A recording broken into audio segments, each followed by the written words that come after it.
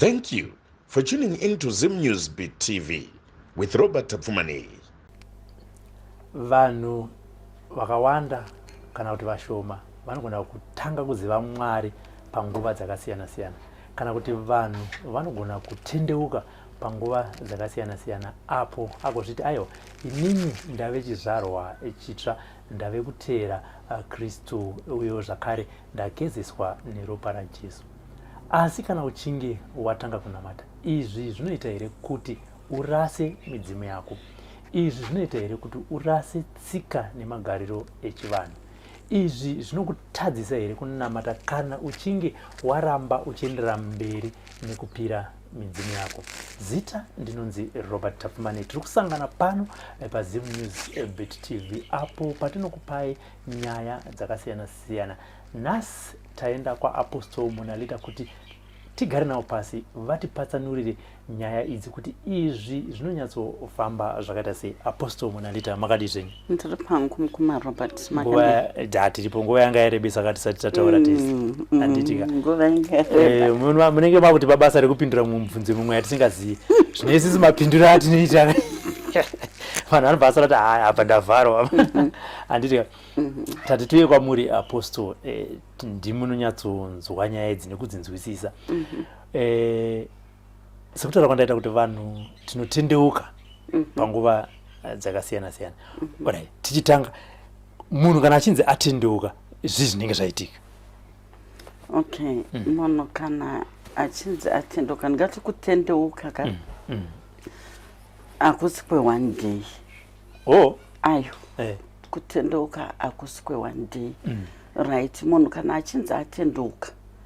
kutendeuka muma tungoti kana munhu wanga une mabad habits avanga unawo zvounonyatsounowega kuti inini apa ka ndanga ndisiri kufamba zvakanaka, zvandanga ndichiita zvanga zvisina kunaka, iwe waakuda kuita mabasa akanaka, waakuda kupinda muma good habits, anditi ungori munhu ane utsinye, ungori munhu anga achiroya, ungori munhu anga achiba, ungori munhu anga achinyeya, ungori munhu anga ane godo, ungori munhu anga achiita chipfambi,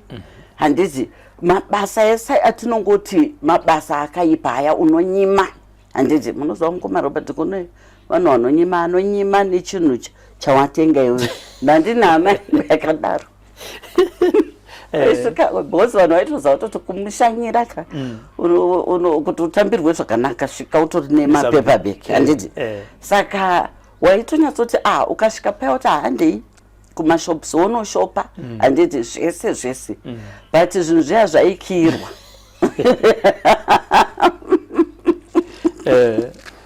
Zvaikirwa zvokuti waitozvibvunza nhai pana hapasi kudyiwa here, kuinga takatenga chikafu, handiti munhu uzotanga kunyepera kuvhunduka but iye zvaaita aitomukira, ainga aine chikafu chairara akaisa mubedroom make, omukira kutodya nevana vake, handiti vari mubedroom. Saka imi munomuka kamuchimbobatsira okucleana paya chii, then motozoona kuti 9, 10, 11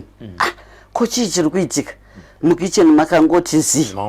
kuzobvunza kuti hapasi kubikwa, ndangoti kana tangopedza izvi tadai, vanhu vepamba pana hamunzwi nzara, handi makona. Saka munhu aitozikanwa anga ane mbiri chaizvo yekunyima iyayo kuti chawatotenga iwewe waitochinyima. Saka munhu anenge ada kutendeuka atoti mumabasa akadaro, handiti kuti aini ndauda kutendeuka zvandaita zvese, kunyima, kutuka, kunyeya, kupomba, kudii, handiti kuba, ndaishama papublic, because vanhu vanoshama vaya papublic vanotoda kutotendeuka, handiti. Saka waakuda kutendeuka kuti aina handichadi, handiti mabasa akadai kuti miri wangu unozikanwa nemunhu wese, handiti hausi kuita kazvemodeling, handiti kuwashamiri, nekuti zvemodeling handizvezuva iroro pavanenge vari pamacompetition avo, but munhu ngaakufamba hake akapfeka akadii, right. So uda kutendeuka iwewo mabasa iwayo ndo patinotaura nyaya yekutendeuka kuti munhu akusiya zvakaipa zvese zvaanga achiita mabasa asina kunaka aanga achiita akuda kuve munhu mutsva handiti kubva mumwoyo zvichibuda kumabasa ekunze handitika right. So munhu atendeuka musi iwoyo tinoona kuti kumaropa tafamba isusu nemunhu ari kuti atendeuka handiti unozogona kuona kuti ndinoenda kuda kudzokera futi kuya kweko pamwe pabva paparidzwa shoko rekuti wega kana kuti pataurwa dzidziso yekuti unoona wega kuti ndanga ndakuda kudzokera kuya kwandaiti ndakasiya wakutendeuka futi ndosaka ndataura kuti kutendeuka hakusi kwezuva rimwe chete handiti kutotendeuka every day nekuti munoziva kuti munhu kana hanzi munhu kana uchida kudzidza uye nekuda kutotendeuka unotendeuka every day nekuti unogona kuti ndatendeuka nhasika toti zvandiri inini ndoti ndakatendeuka kudhara but mukufamba ndinogona kunge ndine pandakurasika handiti ndogona kuona munhu wendinogona kuti kana kuti anogona kundifonera kana kuti anogona kusangana neni kana kunzwawo dzimwe dzidziso dzindinogona kutanga kuona kuti zvandanga ndakuita zveshuwa handizvo ndakutotendeuka handiti ndakuzvigadzirisa paya paya. Saka kutendeuka zuva nezuva rega rega uchizvikorekta kudzokera munzira dzakanaka. Yes, handiti sekutaura kwamaita unogona kunge pawakanga uri vachitaura pachikristu vati uri munyika handiti uri munyika ndopasemuenzaniso kuti inini Robert ndoti ndakuda kutendeuka asi pakutendeuka apa ndakanga ndini zvandakapiwa zvinosanganisira kana angave machira emidzimu yedzinza kana kuti inini ndinogona kunge ndakanga ndakanzi une shai ngatitire uvhimi riri pauri ndine machira angu eretso andiri kuita se andiri kugara nawo kana ndichinge ndatendeuka ndauya kukereke kwaapostoli monalita kana kuti handina kuya one day ndiri kupota ndichiuya apo neapo ndichiya kuchechi kwekwe ndobva ndazoti ndakuda kutendeuka pazuva ranhasi kuti ndibhabhatidzwe mave kundibhabhatidza zvinoita here kuti ndichiregera kupira midzimu yangu zvemachira aya andakanga ndinawo ndopeta ndorasa? Right, chinhu chekutanga mukoma Robert mauya muri kuti imi muda kutendeuka chinje ndinotanga kubvunza imimi pamanga mune machira aya handiti manga musingaendi kuchechi here mamusinganamati here? Ndanga ndisinganamati handiti right. Mukati imimi ini ndandisinganamati ndaingoteedza chivanhu handiti ndisinganamati ndisingatendi kuti kana kuti kuna Mwari ndo pandinokudzidzisai handiti kuti aiwa zvinhu izvi hazvina chakaipa mazviri handitika chamunoita handiti chikumbirirai handitika kuvadzimu venyu kuti imimi maakuda kunamata handiti Mwari motungamirirwa nevadzimu venyu handitika muri mukati mekunamata imomo hamurasi machira unless mweya une chawaona pamachira amunenge munawo kuti iro jira iro rakati iro endai munorizorodza nokuti riri kukudaidzirai kana kuti madambudziko akati nekuti rakaromberwa mukati medzinza renyu handitika chiendai muzorodze iro jira iro kana kuti endai muzorodze icho chakati but zvakati sarai munazvo handitika hapana chinokukanganisa kana unge uchibata muchivanhu chako zvakachena zvisiri zvekuromba handiti zvinokanganisa vanhu vakawanda ndezvekunge kana wanga wakaromba ndo zvinhu zvingagone kunge zvichizokanganisa wakubva watozopisa uchidini uchirasa kana kunozorodza nedzimwe nzira dzaunozorodza nadzo but kana wanga uri mudzimu wakangochena uchifamba nechivanhu chako zvakachena zvakajeka kungokumbira handiti kumidzimu yako kuti iwewe waakunamata ngavachikutungamirire uri mukati mechinamato meaning pane zvimwe zvinhu zvaunenge wakungoganhurawo handiti zvaunge uchinyanya kuitaita muchivanhu like ungoone kana kuti anonzi chinyi pane vamwe vanenge vane masikini shato aya saka izvozvo ndozvaunozogona kunzi kana kuti izvo chizorodza izvo nekuti wakuenda muchinamato handiti pamwewo pane zvimwe zvinhu zvaungochinyanya kushandisawo zvimwe zviya zviri dhipi handiti zvemuchivanhu zvokuti unozogona kunzi aiwa izvo chizvidai handiti nekuti hausisiri n'angaka handiti wakuda kubata uri muchinamato saka pane zvimwe zvinhu zvaunoganhura uchisiyirowo kune vanenge vari n'anga vaya handiti then wakubatawo uri muchechi handiti saka kana iwewe wakubata uri muchechi nyaya inoitika ndeyekuti unosanirwa kupota usanirwa kutuka midzimu yako handiti nekuti midzimu inotongofambirana naMwari handiti mukaenda kuna Exodus 3 verse 18 handiti apo Moses akatumwa naMwari kuti anosunungura handiti vedzinza rake handiti maIsraelites handiti akanzi ndakukutuma kudzinza rako handiti kuti uende wonovaudza kuti ndatumwa naJehovha handiti naMwari wema-ancestors wemadzitateguru enyu kuti ndiuye ndisviko kusunungurai kukubudisai munhapwa muslavery wawaiitwa naFaro handitika kuti wabude waende muKenani handitika saka zvinongoratidza kuti matateguru Mwari vanofambirana nawo ende chinhu chawakangogara vachitofambidzana navo kuti nokuti munhu wasikwa iwewe hauna kudonha mudenga wabva kuwasikwa nevabereki wasikwawo nevaberekiwo zvichienda zvakadaro kunobata kuma-ancestors edu ma-great ancestors handiti vanove ndivo vakasikwa naMwari uko handiti saka zvinhu izvo zvinofambirana saka hausanirwi kutuka ndosaka makaona kuti bhaibheri makanzi kudza baba namai mazuva ako awandichi panyika handiti zvaireverwa midzimu ngatikudzei midzimu yedu kuti mazuva edu awandichi panyika mukaona vanhu vanotuka midzimu vazhinji vacho mukoma Robert vari kungofona vachichema vari kuuya vachichema ndakarasika taitukiswa midzimu kuchechi asi ndakazoona zvinhu zvangu zvaakuenda zvese mudondo zvinhu zvangu zvese zvaakuparara ndaakutambura saka ndaakuda kuti ndidyidzane nemidzimu yangu zvakanaka ndichinamata Mwari wangu zvakanaka saka ndo zvacho hausanirwi kurasa machira ako unenge unawo machira. Jesu achitanga kuenda mumishini yake yeministry akatambidzwa machira epurple, green, white, royal blue, sky blue namai vake nemasisters ake nemabrothers ake handiti kunzi ndo zvishongo zvako izvi handitika pawakuenda kunotanga kuita ministry saka ndo zvinongofanana nechivanhu chedu machira edu tikada kungotandisa anongofambirana nemachira emubhaibheri iwayo saka imi muchipindura vamwe venyu saka why is it men and women of God imimi ndimi munotipa mharidzo yekuti chinhu chiri pauri chauri kuti mudzimu ichi idhimoni zvinoita kuti isusu tizorasa mudzimu ndatendeuka ndakati ndachizvarwa chiti ndo mharidzo yandinoskopiwa saka semunhu anenge atendeuka ndinobva ndatanga kufunga kuti izvi ndo zvinhu zvakanaka nekuti men or woman of God ari kunditi iri idhimoni siyana nazvo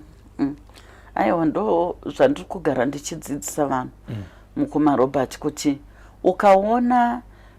maministers of God vachiri kutuka midzimu panguva inei izonyatsovaongorora vanhu ivavo vakaromba handiti vakaromba saka vanoziva kuti vanhu kana vari geared nemidzimu yavo handiti anokurumidza kufumurwa handiti ende anokurumidza kufumuka muchechi imomo nekuti midzimu inenge ichirwa kuti iwe haunganamatiri vanhu vedu iwe une zvinhu izvi wakasviba handiti muri kuona saka chinhu chaanomhanya kubvisa mumunhu midzimu yake kuti akwanise kukoloniza brain dzemunhu zvakanaka midzimu ndo yaanotanga kubvisa mukada kutarisa kuti varungu chinhu chakaita kuti vazenge vachida kutora upfumi hwedu muno vakatanga vatiita izvozvo kukoloniza brain dzematateguru vanhu avaida chakanaka handitika vaidawo kuziva handiti zvimwe zvinhu zvaitouya zviya nevarungu ingave shuga iyoyo vaida kutozwa kuti inogadzirwa sei inenge yabva papi handiti asi nenyaya yekuti ndosaka makaona pakazotanga hondo nekuti matateguru paakatozona kuti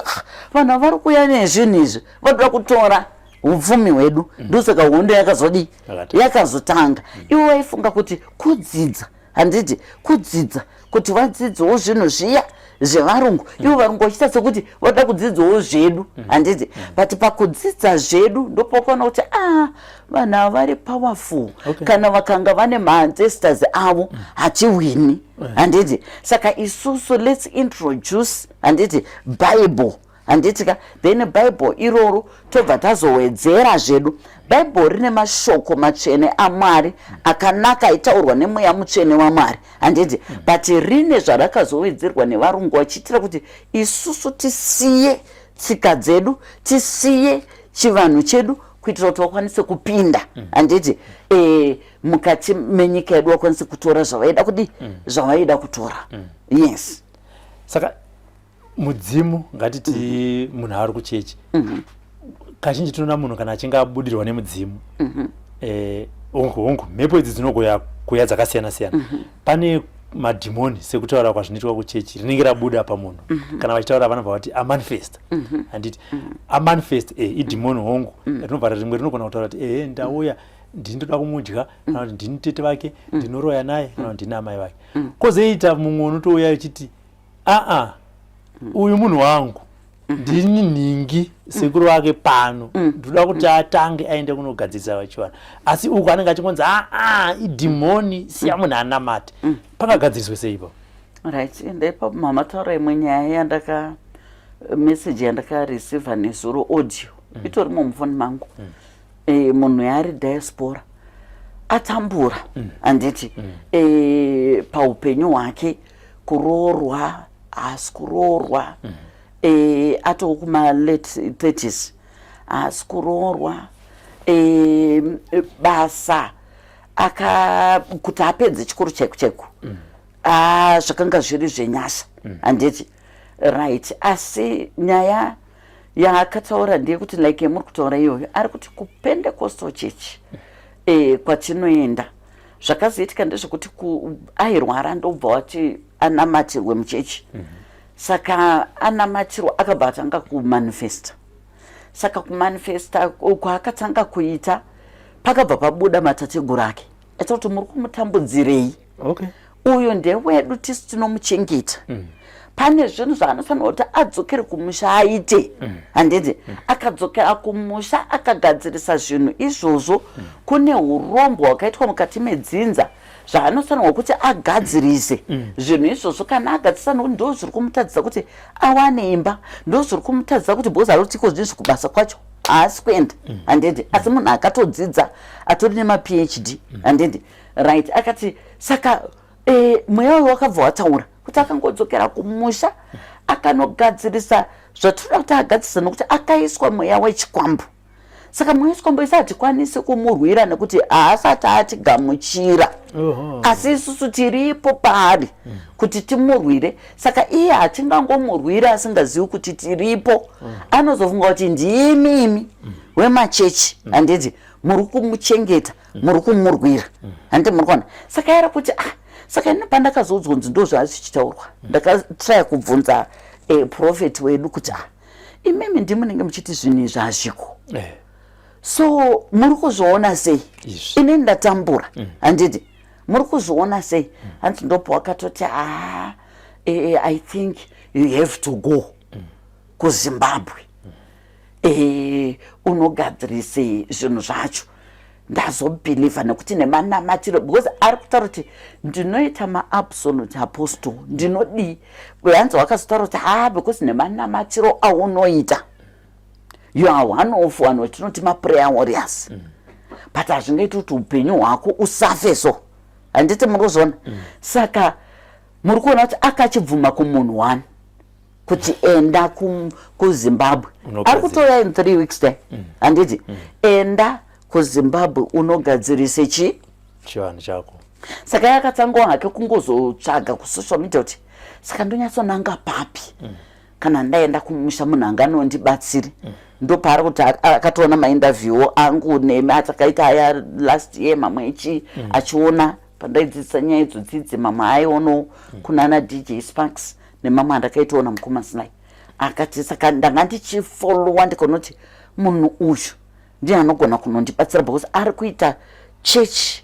chivanhu anochiziva zvese saka akatambira chivanhu chake saka ndiye munhu angakwanisa kuita sei kunondibatsira saka ndinokona kuti akakwanisa kuti kumunhu wani muofisi ochimuti enda handiti unogadzirisa but vamoyesa ari kuodza kuti kwete handiti musaaccept zvinhu izvozvo madhimoni saka mukaona munhu especially muno muZimbabwe handiti a minister of God achiri kumira pamberi pevanhu achitaura kuti mudzimu madhimoni indiri kumboti ngaambosvika andione nokuti ndaumbona kuti masimba ari kushandisa ari kubva papi nekuti vazhinji vacho ndo vakaromba vanenge vachishandisa vanhu handiti mukati memachechi oshandisa zvipo zvevanhu chichichichi vanoita vanhu vavo 50 or 100 wavanoinitiate kuti wakwanisa kuzenge wachitaura matestimony handiti wachitaura kuti aiwa vanoita aiwa zvangu zvakaiteni asi kwada kutarisa ruzhinji hapana vanhu vanenge vachibatsirika nezvaanenge achitaura izvozvo kana zvaanenge achibata achiita ngatitaurire vanhu chokwadi nokuti panapa mukoma Robert ka vanhu vauya maapostles handiti mapastors chinyi maprofets vari kusvikogadzirisa chivanhu chavo handiti vaona kuti zvinhu hazvisi kufamba zvakanaka asi kana wakuchechi ndiri kubvunza ko vanhu vari kubva vamwe vacho vari kundiudza chokwadi kuti hanzi amen havo kana wakapusa vanenge wakapusa wakadaro munhu ari free kuzvifambira because muchechi tinosangana kairi kana kuti katatu chete pasvondo meaning mamwe mazuva esa unonge uri wega kumba kwako saka hapana anokusungira kuti usafambe usadini hande muri kuzviona saka isa hatitauri isusu handiti kutofamba kudai kutoona kutoti unofanira kuti ugadzirise zvinhu zvako saka iye munhu ega ngaazvifambire kumba kwake isusu tinongotaura kuti ngatinamate kana taamuchechi handiti muri kuzviona saka ndiri kuona pane mutsauko takarisa nyaya dzekunamata nenyaya dzevadzimu tingati matraditional churches aya handiti ngatiti ana macatholic ana methodist hongu zvinogona kusanyanzotaurwa pachena kuti rasai midzimu asi unogona kuona kuti vanhu vanoenda kumachechi vandataura toti matraditional churches havarasi midzimu yavo kana dzasenge nana August Matavi kana kuti nguva yechirimo vanotobva vachienda kunorova makuva kana kubika madoro nekupira midzimu yavo kozoti uku kumapentecostal haikoko midzimu iri kunzwikwa nezvazvo chii asi tise tinamata Mwari mumwe chete ndiri kudzoka futi mukoma Robert machechi mazhinji emafire church mapentecostal inyoka dzega dzirimo handiti matachka makarombwa handiti nokuti machechi aya mukada kungotarisa ringori business rekutora mari saka chinoitika ndechekuti vanotoziva kuti zvandambotaura zviya kuti vanhu tikavabvumira kuti vange vachitenda kumidzimu yavo tinofumurwa nekuti vanenge vada kushandisa magifts ari mukati mevanhu kuti iwo wabudirire wapfume vanenge vachida kukeja pfungwa futi dzevanhu zvaizvo munoona kuti munhu akangodaidzira kuti toda kuvaka chechi vanhu vanoenda vamwe vanosarenda mota dzavo ikoko vamwe vanotengesa dzimba tanzi kuda kuvakwa chechi ya wozonikwa hapana chechi iri kuvakwa handiti inyaya yekuti vanenge vakejwa handitika nemunhu uya zvinenge zvazvizombi zvemunhu uya uya saka chinhu chaanotanga kuita ndichocho chekuti varase zvinovaprotecta ndo midzimu yavo ngerozi dzaMwari dzakaiswa paya vodzinga wosara waaplan ante muri kuona ndosaka muchiona kuti mapentecostal mazhinji vanotraina vanhu ndimi matangzai teedzerai zvandiri kutaura teedzerai izvo vazhinji vomunonzwa vachishimanda vaya hadzisi ndimi dzakadzikiswa naMwari ndedzekutrainwa saka unozongozviona wega nemaitiro acho vanhu vaya uchingobuda muchechi unotanga kuzvibvunza kuti ndonhongo uri kuchema here vaya nendimi utsinye wavainawo ndoponoona kuti indimi dzekutrainwa Okay. Handiti hachisi chipo chakaburuka chaMwari. Yes. Izvo zvokutaura nemuromo wako kuti inini midzimu yekwangu handichaida ndakunamata. Panoitwa chivanhu chekumusha iwe unobva kuti itai zvenyu inini saRobert ayo itai zvinhu zvenyu inini ndakunamata. Vamwe voenda vonoita zvavanenge vachiita.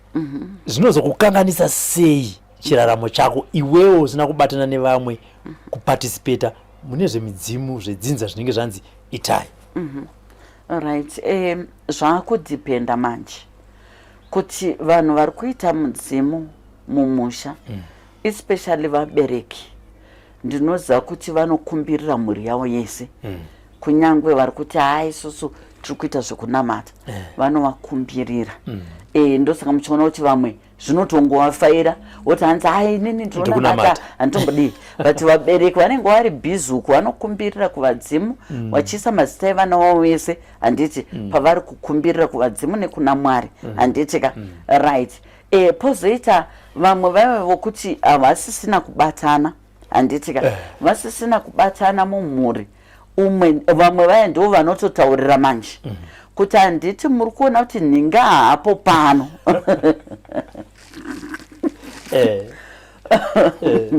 Akuzviti ari kunamata, handiti. Saka icho chinamato chacho murimi makatotanga nacho, handiti, isu tisati tachiziva. Saka muratidzei, handiti murozona. Ndope munozona munhu achiti pakarohwa makuva, handiti. Zvinhu zvangu zvakabata. Yes. Zvinhu zvangu zvakataka kunesa, pane zvawakandiita, pane zvawakadika, ndo wakasimudza mhepo dzacho. Inyaya yekuti zvataurwa kuya handiti ndo zvinokuaffect. Zvinogona kukukomborera depending nezvataurwa, zvinogona kukuaffect depending nezvataurwa. Yes. Asi tinenge tatadza chii kuti naye isusu tiri kuita zvinhu panapa Robert haanzwisise ane nharo, muratidzei kuti imimi ndimi midzimu yomuri. Zvinhu zvodo tinenge tatadza chii? Aiwa, zvakanaka izvozvo. Izvozvo ndotozvitenda kuti kuvanhu vari kuda kuramba vachiti, because hamungarambe muchikumbirira munhu onotenda papa, handiti. Imi muri mamukumbirira kuvadzimu kuti zvinhu zvifambe, onotenda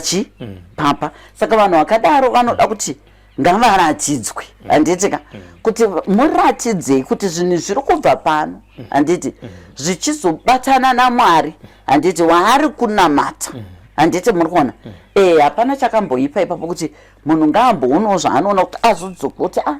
ndafunga kubatana nevamwe pane zvamunenge muchiita sei. Wozi vari kumaRobert vanotondudza kuti aposo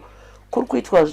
magadziro ezvakati kumusha, but ini ndakatoudza mufundisi wangu kuti ini ndoda kubatana nevamwe kunyange ndisingazonopinda hangu deep, but ndofanirwa kunge ndiripo ndichionawo zvese zviri kuitwawo zita rangu richitaurwawo mune zvakanaka, kwete kuti ritaurwe mune zvakaipa kuti mamuonaka haana kuuya, mamuonaka. Saka mufundisi wake ndiye haamubereki wake, handiti muri kuona. Kune vaakutoenda izvozvi vachitonoita nevamwe zvavo vachingodzoka kumachechi. Iwo machechi kwedu kwatinoenda uko, tinobirwa midzimu here nema-men and women of God zvokuti vanogona kuona kuti Robert apa chinhu chiri kubuda paari harisi dhimoni, mudzimu une chekuita nechipo chakadai chinokwanisa here kubiwa pandiri ndikozonzi takakubvisa dhimoni riye asi iro ratorwa.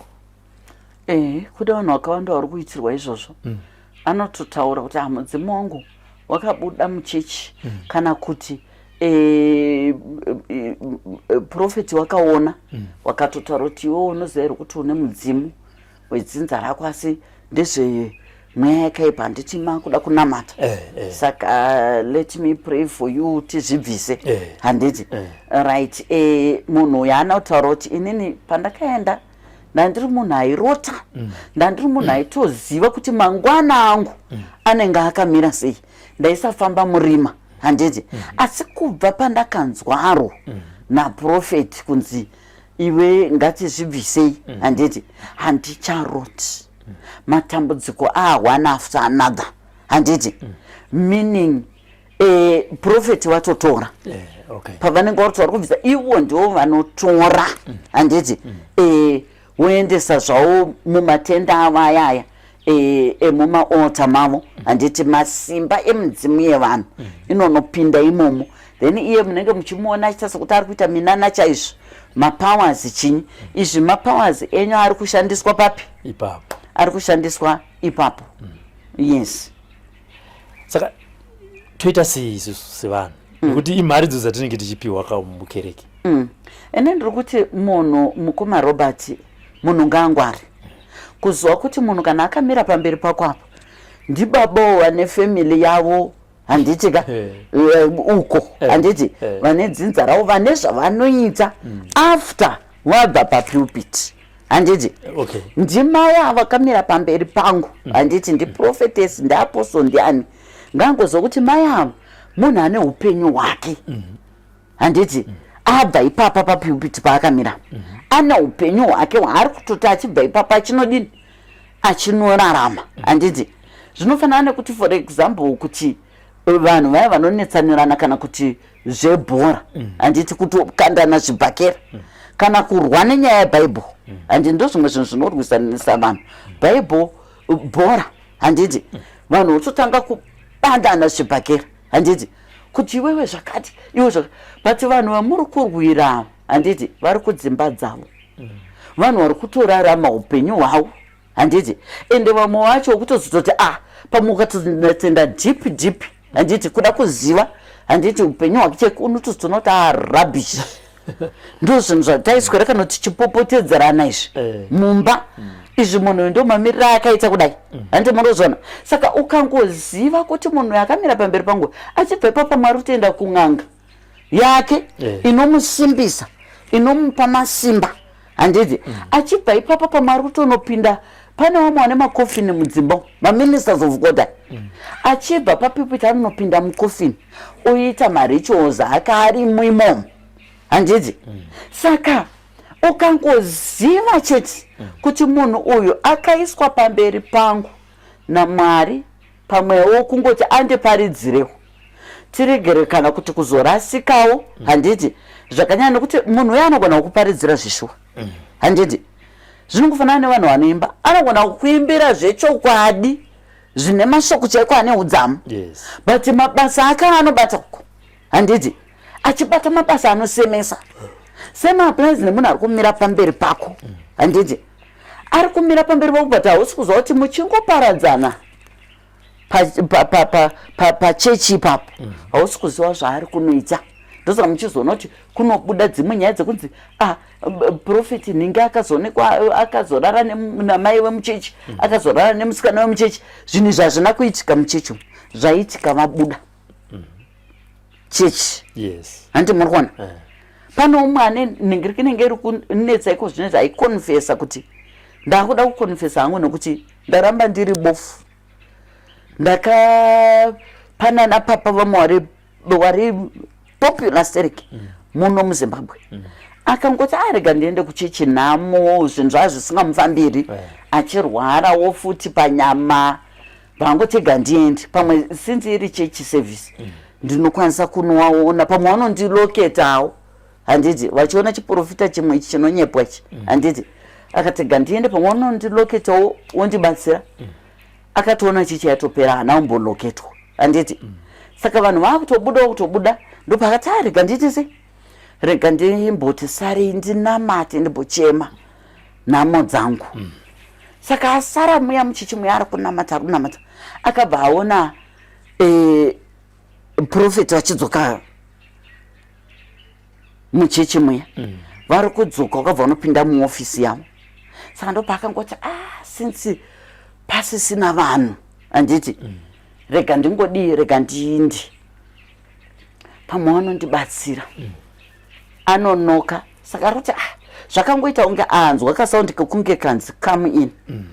saka kuvhura kwaakaita do akaona papa vari kurara nenyoka handiti muri kuona nyoka ndoyenge yakaisa muromo handiti kusika rudzi yapapa vachitoita bonde nenyoka iwe handiti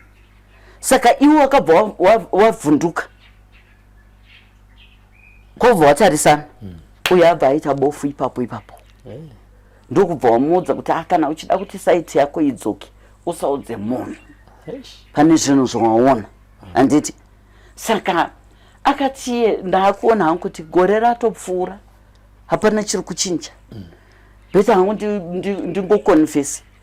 kana ndichifa ndofa, kana kuri kuti pana wangandibatsire ndobatsirika. Handi muri kuzviona? Asi ndipapa pachechi ipapo chepatorine pavari kutoitira zvinhu zvavo marituals avo, imi mabva maitiswa mareceive zvinhu zvamusingambozivi kuti muri kureceiva chii. Handiti munhu ari kunodzoka ari kutonorara nenyoka yake ipapo. Handiti muri kuona? Saka zvinhu izvozvo ukangoona, handiti a minister of God achiri kutuka midzimu isa a very big question mark kuti saka iye ari kurarama sei, nekuti Mwari vanotofamba nemidzimu yacho, nekuti Mwari wacho tinoti mudzimu unoyeraka. Saka meaning zvinhu zvingori spiritual zvese, handiti zvaakati tinosanwa kutenda mazviri, handiti. Saka iwewe ukaona mufundisi wako ari kutuka achituka midzimu achituka midzimu, kurumidza kungosuduruka mukoma Robert. Senge mukorona utiri kurarama uno usasara uchimbomira kuti zvakati zviri nani uende mumatraditional churches iwayaya hako unonamata munana Roma Anglican Methodist mukuti haubvunzwi zvako chinhu, handiti kuti zvakati kunyange zvazvo wasingazodako kuti ungabva wazozviti muchichi momo inini nditori n'anga chichi. Aiwa vanoti uyai muchichi munamate, zvauri kuzoita uri kumba kwako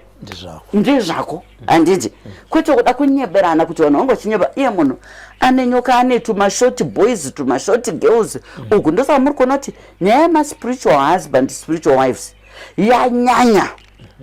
yawandisa kubva pakangotanga kuya machechi waya, handiti yawandisa nokuti vanenge vachitopa vanhu zvikwambo mumachechi muya, vachipa vanhu zvikwambo zvichiwashandisa. Ngatiti wafunga kuti arike nditisi watendeuka sekutaura kwataita tichitanga wakuda kunamata, asi iwewe ndiwe uri kuchengeta machira emudzimu yedzinza.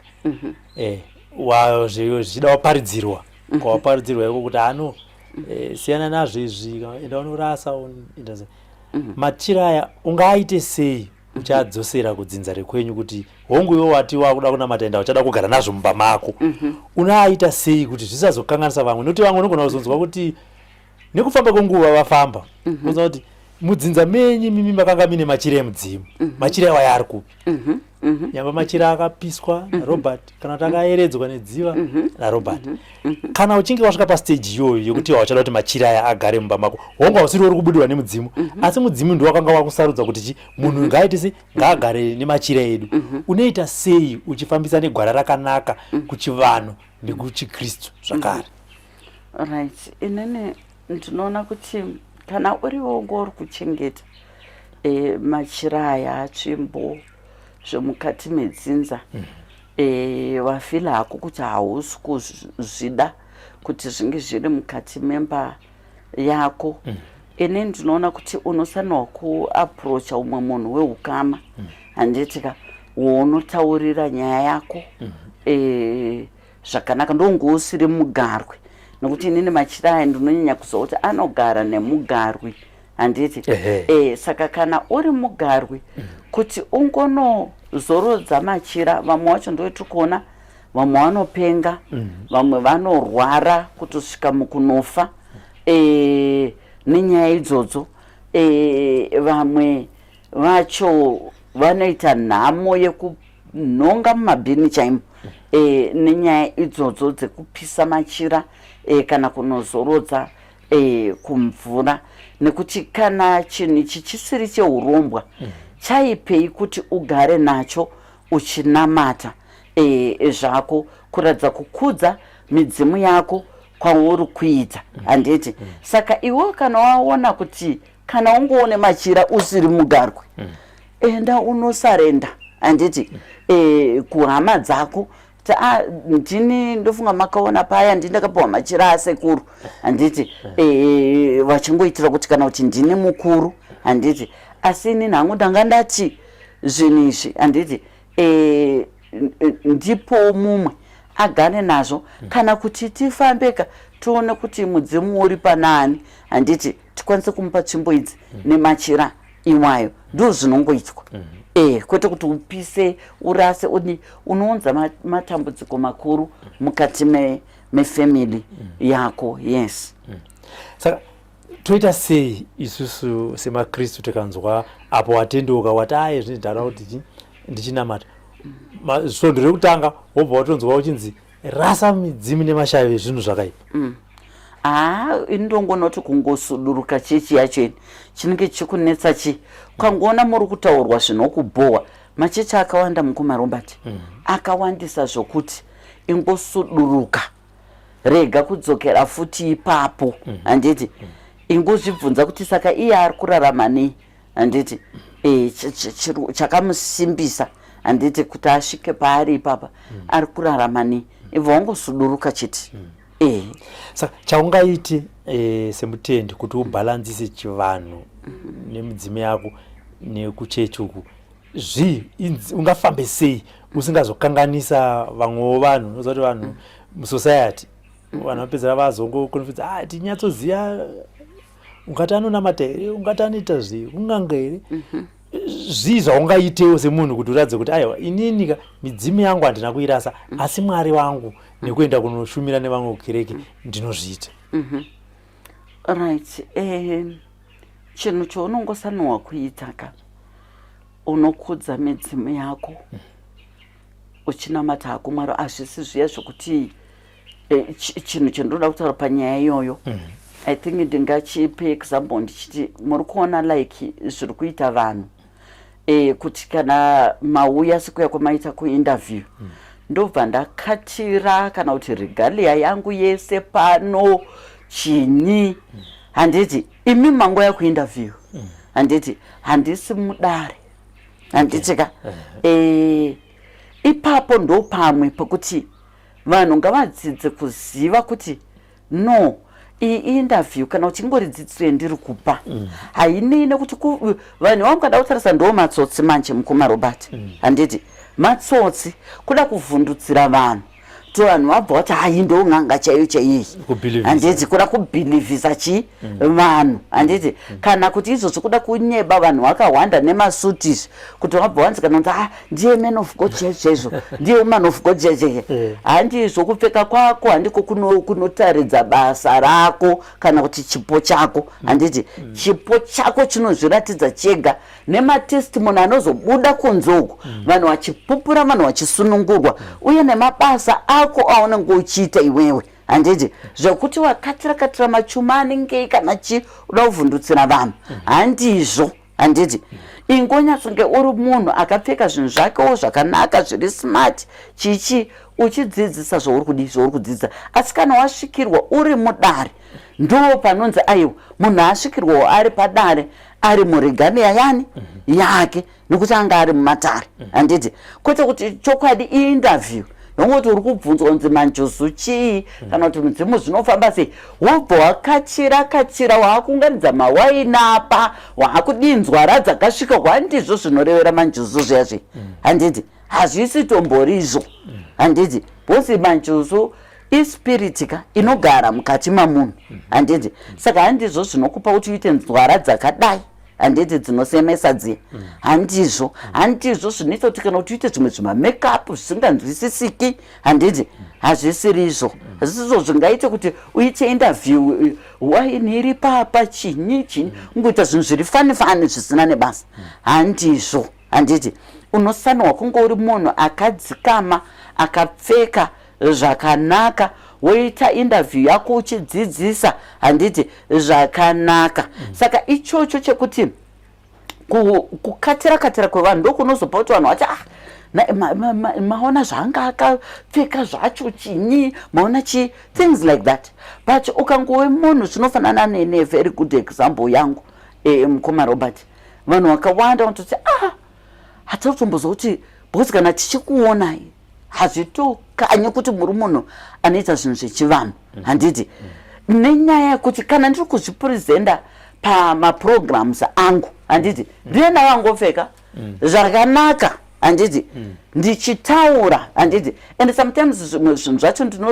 ndinototaura ndisiri handiti ndakatogarwa handiti nekuti vanenge vachifamba newe vanenge vangori pauri nguva nenguva handiti saka ndivo vanenge vachitotaura zvimwe zvezvinhu vachidzidzisa nekutsiura nekudii handiti saka unosanga unge uri munhu akangoshonga akapfeka zvakanaka handiti zvingori decent smart handiti wotaura nyaya dzako uchitaura nyaya dzako kwete kuvhundutsira vanhu. Bhaibheri rinoti kudza baba namai. Tinoona izvi kune mamwe machechi unobva watosvika pakunzi baba naamai vako ndiapostol monalita ndiwo amai vako, amai vekubereka ava vangowo munhu. Zvekutotora kana kuti panoitwa muchato amai vanenge vachitungamirira kana nekukudzwa ndaamai vekuchechi kwete amai vakakubereka. Amai vanotaurwa nebhaibheri kuti kudza amai nababa vako ndevapi? Right. Kudza baba namai vanotaurwa mubhaibheri kubva pavabereki vako chaizvo vakakutumbura handiti kuenda kuma-ancestors ako ndo vanotaurwa mubhaibheri ivavo handiti. It was a deep parable Mwari yavaingoda kutaura kuti kana maakundiziva maakundinamata ibvai maziva kuti hamuna kudonha mudenga mese makabva through madzinza enyu. Ndosaka muchiona kuti every scripture ichitanga kunyorwa inotanga kutendwa matateguru handiti emunhu iyeye kunosvika panozotanga kunyorwa scripture iyoyo even kuNew Testament, because ndona vamwe vanoda kuti kuda kurifeya kuNew Testament. Tarisai New Testament racho iroro Jesu apo handiti pakatotanga kutendwa matateguru ake kubva ku1st generation yacho kusvika pa14th what generation yakazoberekwa Jesu. Saka zvinhu zvekuti vanhu havasi kunzwisisa ende kune vanhu vachingori possessed nemweya yevarungu yekuda kucolonize asi vachitotora mari mukati mevanhu vachiri kutoishandisa iyo yakaitwa nevarungu vachida kupamba nyika yedu ndo ichiri kushandiswa nemaministers of God nhasi vachishandisa chibhaibheri kuti vatorere vanhu mari handiti mukati memasangano avo vachikota tumwe tumavhesi tusina nebasa rese mubhaibheri imomo. Saka tiri kuti munhu kana uchinge wakunamata midzimu yako haufaniri kuirasa nekutiwo ukaverenga mubhaibheri momwe uchidzokera kumashure unotoona kuti vanhu ava vane madzinza avo avanoremekedza. Yes ndizvozvo. Saka zvino kana takunzwa mufundisi vachiti izvi siyana nazvo asi mushure mekunge vaverenga vhesi zvine chekuita nemadzinza tinoti chiipa? Ndo zvandati bhai matoziva kuti ndo ma-ministers of God mupeperekwa vari kufamba nemhepo dzeurombwa handiti mhepo dzeurombwa chaunga chavanenge vanorombera chiya nekuda kupefoma zvemamiracles zvavo zvisina zambuko mukati mevanhu kuti kana munhu akaumburudzwa nhasi chetinotarisa kuti apona here handiti saka kana munhu ari kuzodzokera akangodaro nhamo yake ichingoramba ichimutera urwere uchiramba uchimutera hapana zvazvinobatsira. Kana uri muchechi nyaya dzaunofanira kusheya nevamwe vatendi vemuchechi ndedzipi ende dzausingafanira kusheya ndedzipi? Alright, inini muchechi machechi ariko mazuva anaya inini hangu kana ari machechi ayo atataura ekudhara eda ana Anglican, Roma, Methodist, vana pane mamwe ana Baptist church machechi wayaya unokwanisa kuenda kuvakuru wechechi. Inini ndaitoti mazuva ndaipinda kunana Zayoja AFM ndaitoenda kuna dhini wekuAnglican ndo kwandaenda because ndo kwatakaberekerwa saka ndo kwandaenda ndichinosheya kana ndiri kuda counseling pane zviri kundinetsa zvandiri kufunga kuti ndinogona kuwana maanswers ndaenda kuna dhini wekuAnglican aikwanisa kunondipa maanswers andaiona kuti ari kundibatsira ende zvichikipiwa secret handiti saka nhasi uno tumachechi turiko ukada kuda kungoti rega ndingotaura even kuna mai mufundisi wacho chaiko unotoona zvaparidzirwa chichese wotoziva kuti inyaya yangu iyi inyaya yangu yakutotaurwa ndakutoparidzwa watiweka ndiudze kana kuti mai elda kana baba elda chichi zviri kundinetsa uyo unotozonzwa yakuitwa semharidzo handiti saka wotozoona kuti nyaya yangu inenge yatofamba inenge yatotenderera saka panoda kuona dzimwe nyaya dzounotaura I think chinhu choungangoshe kumachechi iwayayaka pamwe chinhu chaunenge uchiona kuti kana kuti vanhu vaya kuti anenge ane depression yekuti akufunga kana kuda kukomita suicide handiti ndo nyaya dzaangasheye kuti akurumidze kuwana help handiti yekuti aregere kukomita suicide handiti then zvimwe izvi I think kana ndezvemudzimba zviri kunetsa inini ndotoona kuti kutoenda kumacounselors chaiwo chaiwo vaya kuti tinotoconsulta uchibhadhara mari handiti zvitori nani because nyaya yako inokipwa private hakuna kwainozombotaurwa than kutaura muchechi chechi seniswera yatoziva kuti uya mai nhengi vari kutonetsana nemurume watopa point yepadivorce izvozvi vakabata murume wacho ane chikomba zvakasidaika kuti ivo vakabatwa vane chikomba saka murume haachadi kana kuti haachadi murume things like that saka zvinhu izvozvo pane nyaya dzimwe dzokuti unofanirwa kungoona kuti idzi dzino asi kana ungori no stress dzimwe dzokuti kana kuti warasikirwawo nehama kana wadii ndo nyaya dzokuti ungatodo counseling kumachechi waya ariko mazuva ana. Unonzwa munhu achiti inini ndaiyera shumba inini ndaiyera soko mukanya inini ndaiyera nzou asi handichaiyera izvozvo nekuti ndawa Jesu zvinoita aiwa hakuna zvakadaro hakuna kugozoti iwewe handichaiyeri izvozvo ndawa Jesu handiti chibva wachinja kasene handiti ubva wachinja senemu yako ngaibva yachinja zvese and then I don't know kuti unenge ruti wakaberekwa nani pakuberekwa kwako kana wakuzviti iwewe inini ndakuyera Jesu ndo nyaya dziya idzi dzamakanzwa dziya dzakanetsa idzi dzekunana kunonzi kuchiuku kufamuri dzakanetsa idzi ana madzibaba Ishimairi vanhu vainzi endai munooneka hama dzenyu imimi maakutoyera chinyi Jesu handiti hamuchatarisiri zvakawanda vanhu vakatengesa maproperties avo asi vakatadza kufunga zvotachambotaura zvezve kuti iye munhu ari kuti titengese maproperties edu tinomusarendera mari paproperty yake yes oti futi toya togara paproperty yake 1 2 pfuma yedu yacho ari kuti tiendese kwaari ari kuda kushandisei mari dzese idzi ari kudziisa kupi vakatadza kuzvifunga ndo pandiri kuti pandakuudza ipaipa kuti vanhu ava vakangwara vanotanga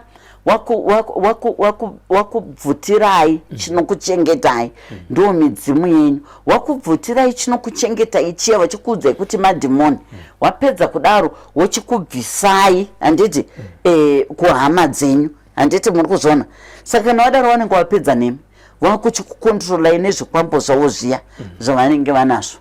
pfungwa dzenyu dzese dzinenge dzamwe muchidende chezvikwambo zviya maakungotera akati itai zvakati moita akati itai zvakati moita akati itai zvakati moita asi ukada kutarisa vanhu ivo vanenge vari kutuka chaizvo midzimu handiti but tichitarisa mabasa ari kubatwa ipapo repi vanhu vari kupondwa vanhu vari kufushirwa vachingovigwa vari 10 vari wangane mugomba vanhu vanotarisa handiti asi ndiye munhu arikuti ndiri kunamata Mwari mupenyu chete tiri papo pakunamata Mwari mupenyu sei mamwe maKristu unogona kuona kuti kuchechi munhu akanaka pakanzi bhadharai mari yekutenga chakuti abva atofa ndianotanga nemari pamusoro vamwe vozotera kana mashure pakanzi pachechi padauta zvakati mufundisi wadauta zvakati asi kudzinza rekwake kumhuri kwake zvaanotaura kana nezvaanoita mese munototi kana mukamona akanzi akanoti ari kuuya ka noti rega ndisanobva asataura chii ndo chinhu chandambotaura kumashure kuti nyaya inoitika ndeyekuti muchechi handiti vazhinji vacho even nendimi chaiko dziri kutrenwa handiti asi vachizobuda uko unoshaya kuti ndiye munhu ainge ari kuchema uye achishimanda nendimi nezvaakutoita izvi handiti saka nyaya inenge ingoripo ndeyekuti hapana kutendeuka kwechokwadi kunenge kuripo uyezve nemutungamiri wavo vanenge vakangosangana kanenge kangori kacult haisi church but icult handiti itori nemabeliefs ayo nemaitiro avo handiti maspirits aya anenge ari mukati mevanhu handiti akaipa saka hapana umwari hunenge huripo ipapo. That's why muchiona kuti munhu anogona kuenda pamunhu chaiko kuti anokunhongera tsono kubva zviri pasi petsoka dzako kukwira handiti nezvawasiya mumota panze apo agotaura zvese handiti ka agotaura mazita even nevanhu zvokuti unoti yes ndauya pamuprofita chaipo ye comes pakuchiti akubatsire ndopaunoona kuti